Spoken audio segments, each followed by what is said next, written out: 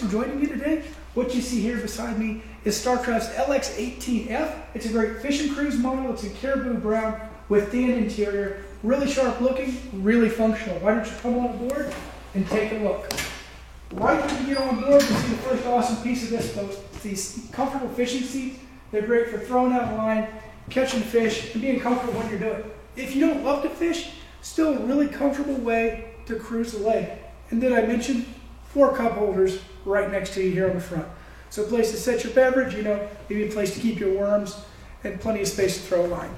As we work a little bit further back, you're going to notice the live well here. So if you're keeping fish, great place to keep them until your day on the lake is over. If you're not keeping fish, great cooler option for you. Throw your bag of ice in there, throw your drinks in there. Really, really nice functionality there as well.